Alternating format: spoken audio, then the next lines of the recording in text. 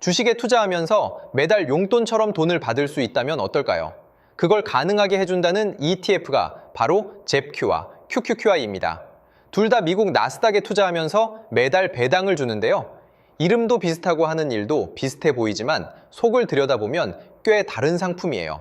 오늘 이 영상 하나로 커버드콜이 뭔지부터 세금까지 완전히 정리해 드릴게요. 순서는 이렇습니다. 먼저 두 ETF가 쓰는 커버드콜이라는 기술을 쉽게 설명하고요. 다음으로 두 상품이 그 기술을 어떻게 다르게 쓰는지, 그리고 분배율과 비용 같은 숫자를 비교합니다. 마지막으로 한국 투자자가 꼭 알아야 할 세금 이야기까지 짚어드릴게요.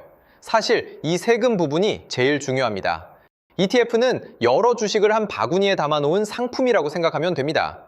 잽큐와 QQQI는 그 바구니에 엔비디아, 애플, 마이크로소프트 같은 미국 나스닥 대표 기술주를 담고 있어요. 그런데 이 둘은 평범한 ETF가 아니라 커버드콜이라는 기술로 매달 배당을 만들어냅니다. 이 커버드콜이 대체 뭘까요? 제가 주식 한 주를 가지고 있어요. 지금 가격은 10만 원입니다. 저는 종이 한 장을 만들어요. 거기엔 이렇게 적혀 있어요. 이 증서를 가진 사람은 앞으로 한 달 안에 이 주식을 10만 원에 살 수 있다. 그리고 이 증서를 다른 사람한테 팔고 그 값으로 5천 원을 받습니다. 이게 커버드콜이에요. 내 주식을 정해진 값에 살 수 있는 증서를 만들어 팔고 그 대가로 돈을 미리 받는 거죠. 이 5천 원이 우리가 매달 받는 배당의 재료가 됩니다. 한 달 뒤 주겠다라 카드 3장이 펼쳐진다고 생각해 보세요. 먼저 받아둔 5천 원은 어느 경우든 일단 내 주머니에 있습니다. 빨간 카드 주가가 5만 원으로 반토막 났어요. 증서를 산 사람이 10만 원에 살 리가 없으니 증서는 휴지가 됩니다. 제 주식은 5만 원이 됐으니 5천 원을 더해도 4만 5천 원 손해예요. 떨어질 땐 커버드콜이 나를 거의 못 지켜줍니다. 초록카드, 주가가 10만 원 그대로면 증서는 휴지, 주식도 그대로, 5천 원도 그대로 남습니다. 5천 원 이득. 이게 커버드콜이 가장 좋아하는 경우예요. 노란카드, 주가가 15만 원으로 50% 올랐어요. 증서를 가진 사람은 당연히 씁니다. 15만 원짜리를 10만 원에 살 수 있으니까요. 저는 10만 원에 팔아야 하고 5천 원을 더해도 이득은 5천 원뿐이에요. 그냥 주식만 들고 있었으면 5만 원을 벌었을 텐데 4만 5천 원을 놓친 거죠.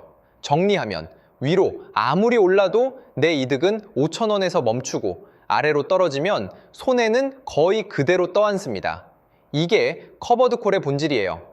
그래서 커버드콜 ETF는 시장이 옆으로 기거나 천천히 오를 때 가장 빛납니다. 매달 증서값을 알뜰하게 받아가니까요. 반대로 시장이 폭발적으로 오를 땐 그 상승을 다 누리지 못해 일반 나스닥 ETF보다 아쉬울 수 있어요. 자, 이제 잽큐와 QQQI가 이 증서 장사를 어떻게 다르게 하는지 볼까요? 먼저 JP모건의 잽큐입니다. 잽큐는 나스닥 100을 그대로 복제하지 않아요. 펀드 매니저가 데이터 분석을 바탕으로 좋아 보이는 종목을 골라 담는 액티브 방식입니다. 약 100여 개 종목을 담되 비중을 조절하면서 변동성을 조금이라도 낮추려 하죠. 사람이 적극적으로 손을 대는 운용입니다. 잽큐의 핵심 특징은 증서를 만드는 방식이에요. 잽큐는 그 증서를 시장에 직접 팔지 않습니다. 대신 ELN이라는 걸 이용해요. 쉽게 말하면 은행 같은 곳에 증서 장사를 대신 해주고 그 수익을 나한테 넘겨줘 라고 계약을 맺는 겁니다. 자산의 약 20%를 여기에 배분하죠. 이 방식은 운용이 편하고 현금 흐름이 안정적이지만 약점이 하나 있어요. 그 계약 상대인 은행이 부도나면 손실 위험이 생길 수 있다는 점, 이른바 신용 위험입니다. 평소엔 큰 문제가 아니지만 알아둘 필요는 있어요. 이번엔 에니오스의 QQQI입니다. QQQI도 나스닥 100 종목을 담는 건 비슷하지만 증서 파는 방식이 달라요. QQQI는 중간에 은행을 끼지 않고 나스닥 100 지수 전체를 대상으로 하는 증서를 시장에서 직접 팝니다. 개별 종목이 아니라 나스닥 100 지수 자체에 증서를 거는 셈이죠. 중간 단계가 없으니 은행 부도 같은 신용 위험 걱정이 적습니다. 게다가 QQQI는 증서를 기계적으로 똑같이 팔지 않고 데이터를 보면서 얼마짜리 증서를 언제 만기로 팔지를 능동적으로 조절합니다. 또 QQQI가 파는 지수 증서는 미국 세법상 1256 계약으로 분류돼 미국 투자자에게 세금 혜택이 있어요. 이게 QQQI가 가장 자랑하는 강점인데 여기엔 한국 투자자에게 중요한 함정이 있습니다. 그 얘기는 세금 파트에서 자세히 할게요. 한 줄로 정리하면 잽큐는 종목을 골라 담고 증서 장사를 은행에 맡기는 방식, QQQI는 나스닥 100 지수 증서를 직접 팔면서 데이터로 똑똑하게 조절하는 방식입니다. 같은 커버드 콜이라도 만드는 과정이 이렇게 다릅니다. 가장 궁금한 분배율입니다. 2026년 6월 기준 잽큐는 연 10에서 11%, QQQI는 약 14%로 더 높아요. 숫자만 보면 QQQI 압승 같죠? 하지만 잠깐, 분배금의 일부는 내가 낸 원금을 그대로 돌려주는 것일 수도 있어요. 통장에 돈은 들어오는데 ETF 가격이 야금야금 깎이고 있다면 내 주머니에서 내 돈을 꺼내받는 것과 비슷해집니다. 그래서 분배율 하나만 보면 안 됩니다. 다음은 비용입니다. 가지고만 있어도 매년 떼이는 운용 수수료인데요. 잽큐는 0.35%, QQQI는 0.68%로 거의 2배예요. 1천만 원을 넣어놓으면 잽큐는 1년에 3만 5천 원, QQQI는 6만 8천 원이 빠집니다. QQQI가 배당을 더 주는 만큼 비용도 더 비싸다는 점은 기억해 두세요. 마지막 숫자는 규모와 역사입니다. 잽큐는 2022년에 나와 운용 규모가 약 396억 달러에 달하는 이 분야 1등 상품이에요. QQQI는 2024년에 나온 신생 상품으로 약 124억 달러까지 빠르게 컸지만 검증 기간은 짧습니다. 보통 규모가 크고 오래된 상품일수록 운영이 안정적이라고 봅니다. 가장 중요한 세금입니다. 미국 유튜브에서 QQQI는 세금이 거의 없다는 말을 들어보셨을 거예요. 그건 미국에 사는 사람 기준입니다. 한국에 사는 우리가 미국 계좌로 이 ETF를 직접 사면 규칙이 완전히 달라져요. 지금부터는 한국 투자자 기준으로만 설명합니다. 첫째, 매달 받는 분배금입니다. 한국에서는 이걸 배당 소득으로 봐서 15.4%를 떼갑니다. 100만 원 받으면 약 15만 4천 원이 세금이에요. 여기서 핵심, 아까 QQQI가 미국 세법상 자본 환급, 즉 ROC로 처리돼 세금을 미룰 수 있다고 했죠. 그런데 한국 세법은 외국 펀드에서 받는 분배금을 그냥 배당으로 봅니다. 그래서 QQQI의 ROC 세금 혜택은 한국 투자자에겐 거의 의미가 없어요. 미국인은 덜 내는 세금을 우리는 그대로 낸다는 뜻입니다. 한국 투자자가 가장 많이 오해하는 부분이에요. 둘째, ETF를 팔아서 번 차익입니다.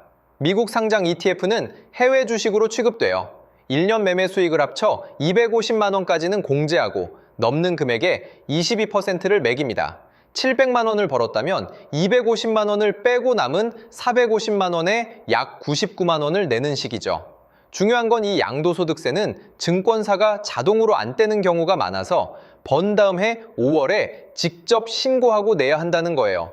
안 하면 가산세를 물 수 있으니 꼭 챙기세요. 셋째, 고배당일수록 따라오는 숨은 비용입니다. 1년 이자와 배당을 합친 금융소득이 2천만 원을 넘으면 다른 소득과 합쳐 더 높은 세율로 다시 계산하는 금융소득 종합과세 대상이 됩니다. 최고 49.5%까지 오를 수 있어요. 또 금융소득이 많아지면 건강보험료에도 영향을 줄 수 있습니다. 포인트는 분배율이 더 높은 QQQI는 같은 금액을 넣어도 잽큐보다 이 2천만 원 한도에 더 빨리 도달한다는 거예요. 배당이 많은 게 세금 면에선 오히려 불리할 수 있습니다. 넷째, 좋은 소식도 있어요. 미국에서 배당에 이미 15%를 떼는데 한국에서 또 다 떼면 억울하잖아요? 이건 외국 납부세액공제로 조정돼서 이중으로 다 내지는 않습니다. 절세 팁 하나, 양도소득 250만 원 공제는 해마다 주어지니 연말에 점검해 250만 원 안쪽으로 일부를 팔아 이익을 실현하면 세금을 아낄 수 있어요. 다만 미국 상장 ETF는 ISA나 연금 계좌에 직접 담기 어려운 경우가 많으니 계좌 선택은 증권사에 꼭 확인하세요. 정리해 볼게요. 검증된 규모와 낮은 비용, 단순한 세금 관리를 원한다면 잽큐가 무난합니다. 반대로 매달 들어오는 현금을 최대한 끌어올리고 싶고 신생 상품의 변동성과 세금 건보료 부담까지 감수할 수 있다면 QQQI가 매력적이에요. 정답은 없습니다. 내 목적이 안정이냐, 현금 흐름이냐에 따라 갈리는 거죠. 오늘 내용을 세 줄로 요약합니다. 첫째, 커버드콜은 매달 현금을 받는 대신 큰 상승을 포기하는 전략이다. 둘째, 잽큐는 은행에 맡기는 방식의 저비용, QQQI는 직접 파는 방식의 고배당이다. 셋째, 가장 중요한 건 QQQI의 세금 혜택은 미국인 기준이고 한국 투자자에겐 분배금 15.4%와 양도세 22%가 그대로 적용된다는 점입니다. 도움이 되셨다면 구독과 좋아요 부탁드려요. 다음 영상에서 또 다른 ETF 비교로 만나요.